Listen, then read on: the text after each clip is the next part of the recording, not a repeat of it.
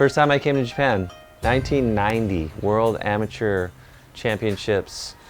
It was very eye-opening for a young 16-year-old Rob to be exposed to Japanese lifestyle and food and waves. It was really cool. I came back in 94, and then ever since 94, I probably came almost every year, sometimes twice a year. The waves in Japan are very similar to, I'd say, like waves in California. Well, we've all seen footage of absolutely mind-boggling waves here.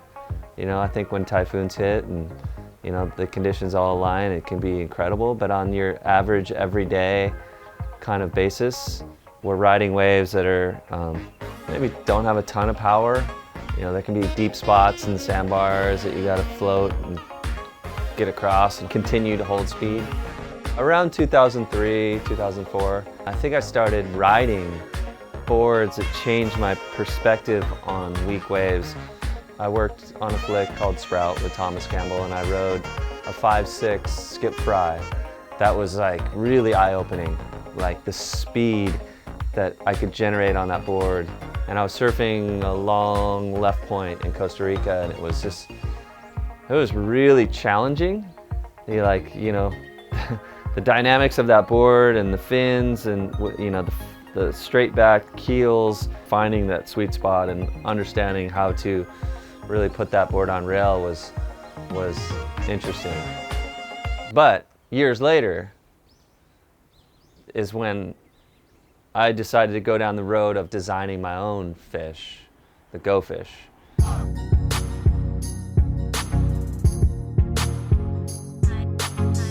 And I took it to France.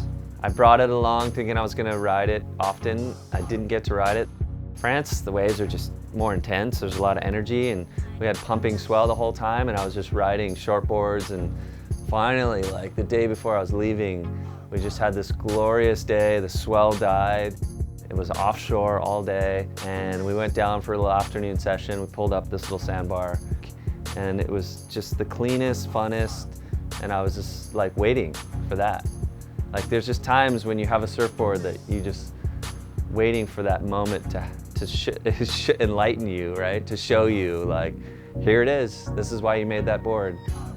And somehow, from that session in France, the Go Fish, now we have the Two Fish in Japan.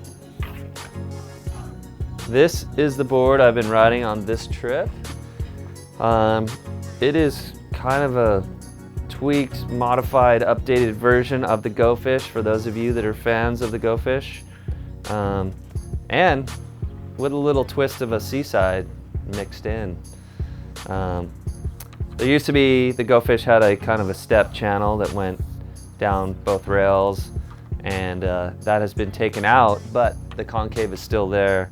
Super deep, single concave that runs down the middle, but it kind of flattens out on the sides, has little panels, and all the way into a little bit of V on the tail. Concave here, with a little V off the tail, so really, really fast and really fun and loose, skatey, alive. That's how I like my boards. The main thing I learned from the Seaside that I brought into the Two Fish was really the bottom contours. I think the Seaside bottom contours were not as abrupt and abrasive with a hard channel like the Go Fish. Everything smoothed out and really rolled in and more pleasing to the eye. I'm all about like what's pleasing to the eye. When you pick something up and you look at it first and you put your hands on something, I mean, first when you see it, from far away, you're like, yep, I like what I see. And then it's like the touch, the feel, the rail, how's it feel in your hand, the lightness. And there's all these factors, right, that just go into it. And I love holding a board like this and appreciating the foil, where you got like your main thickness running through here and the way it just tapers to the nose and through the tail, especially the tail. The tail really thins out, really knifey, turns really easily. These are the kind of new updated keel that I've been working on. The traditional keel has a lot wider of a base and a real straight back, right? And those are difficult to ride. A lot of times they're double foiled. They can be pretty tracky and hard to turn.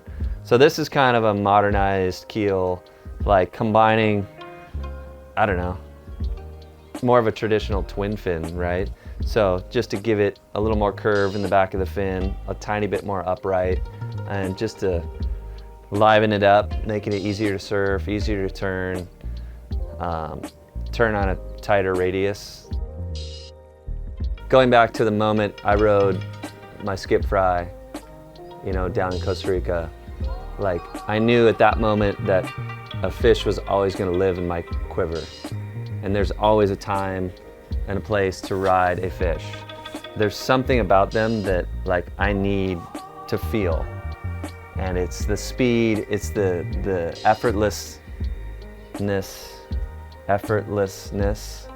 that it takes to generate speed and to hold speed and draw just completely different lines because you can generate so much speed and hold it through these long like turns and flowy cutties, and it's something that like I want to have the rest of my life, you know. I just want to have fun. And this, like, I love when I get to the beach and I look out and I'm like, yes, today is a day for the two fish. You know, that excites me. And that's how it should be, right? You should like have a quiver of boards that like when you see the waves, there's just calls out. It just says, you need to ride that board today.